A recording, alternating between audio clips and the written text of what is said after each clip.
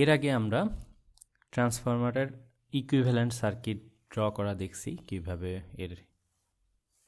কিভাবে ড্রাইভ করা হয়েছে সেটা দেখেছি। তো সেটা যদি দেখি আগে, প্রথমে এইটা ছিল সেইটা equivalent circuit of transformer. But এইখানে একটা নোড আছে, এক্সট্রা একটা নোড আছে। তো এইটা নিয়ে ম্যাথ করা বা প্রবলেম সলিউশন করা একটু ডিফিকাল্ট। এখানে এই নোডের এই পাশে ইম্পিডেন্স আছে, এই পাশে ইম্পিডেন্স আছে, দেন এইভাবে একটা প্যারালালি আছে। সো এটা ক্যালকুলেশনটা একটু কঠিন হয় আর কি। তো ম্যাথ করার জন্য বা ক্যালকুলেশন করার জন্য এটা একটু সিম্পলিফিকেশন করা হয়েছে, সেটাই হলো অ্যাপ্রক্সিমেট ইকুইভ্যালেন্ট সার্কিট। তো যেহেতু সিম্পলিফিকেশন করা হবে সেখানে কিছু ইরর আসবেই, বাট ওই ইররের পরিমাণটা নেগলিজিবল, মানে নেগলিজিবল ক্যালকুলেশনের ক্ষেত্রে নেগলিজিবল, অনেক কম একটা ইরর পাওয়া যায়। বাট এর কারণে যে পরিমাণ আমার ক্যালকুলেশন কমপ্লেক্সিটি কমে যায় সেটা আসলে করে, যেহেতু আমার অনেক বেশি ক্যালকুলেশনটা কমে যায় সেহেতু আমরা ওটাকে এই জন্যে এটাকে সিম্পলিফাইড করা হয়, সেটাই হলো অ্যাপ্রক্সিমেট ইকুইভ্যালেন্ট সার্কিট। তো কি করা হয়, এই যে দুই পাশে আছে, এইটা প্যারালালি আছে, শান্ট হিসাবে আছে, এটার দুই পাশে এই সিরিজ আকারে আছে এই ইম্পিডেন্সগুলা। তো এইগুলাকে একসাথে নিয়ে আসা হয়, এই পাশেরগুলাকে এই পাশে নিয়ে আসা হয়, রেজিস্টারগুলাকে একসাথে যোগ করা হয় এবং রিঅ্যাক্টেন্সগুলোকেও একসাথে সাম আকারে দিয়ে দেওয়া হয়। তো সেটা যদি করি তাহলে কীরকম হবে, এখানে এই জিনিসটাকে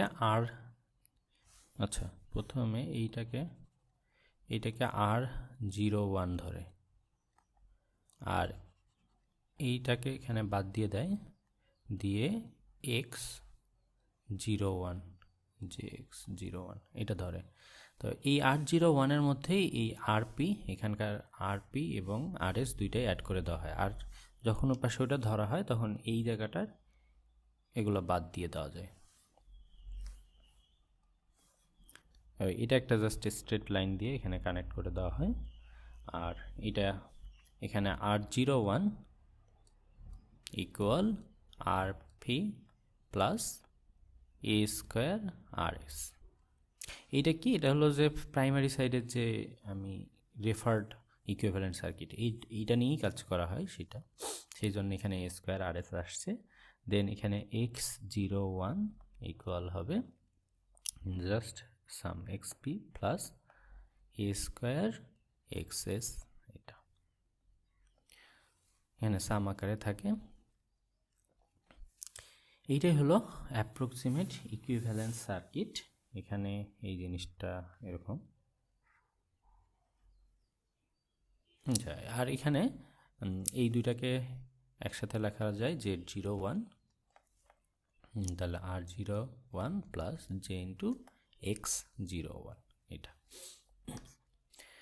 এখন এরপর থেকে আসলে মেইনলি যখন ম্যাথে এই অ্যাপ্রক্সিমেট ইকুয়েশন অনেক সময় কি করা হয়, ইভেন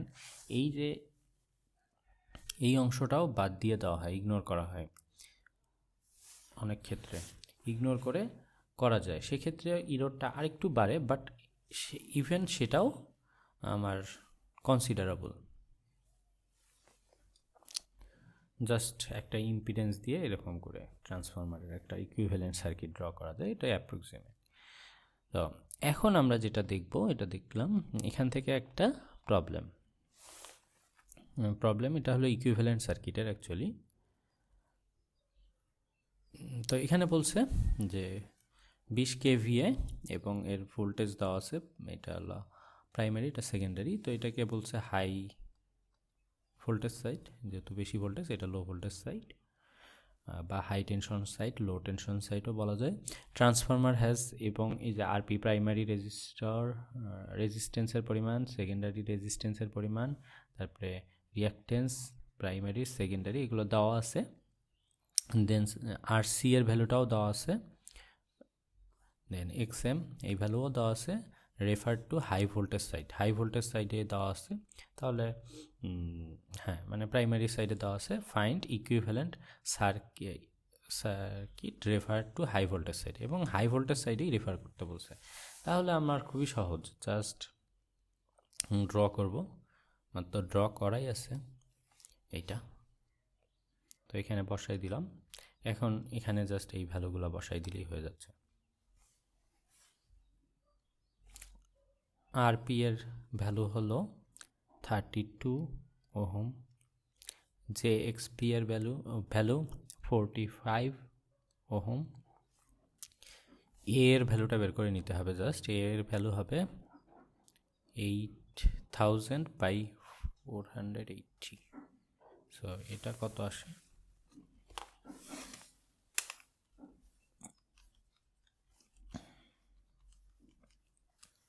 এটা আসে 16.67। তো এখানে এ স্কোয়ার আর এস করতে হবে, এ স্কোয়ার আর এস করলে আসে 13.9। আর এস এর ভ্যালু কত, এইটা 0.05,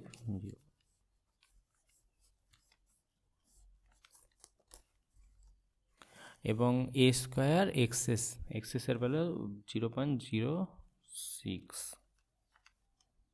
এটা আসে 16.67 আর কি। আর আর সি এর ভ্যালুটা বসাই দিতে হবে, আর সি কত 250, এক্সএম এর ভ্যালু 250K, অনেক বড় একটা রেজিস্টার, এখানে হলো 30K। এইটাই আসলে ইকুইভ্যালেন্ট সার্কিট। আমার মেইনলি হলো ইম্পিডেন্সের ভ্যালুগুলা বসাই দিলে এইটাই ইকুইভ্যালেন্ট সার্কিটটা হয়ে যাবে।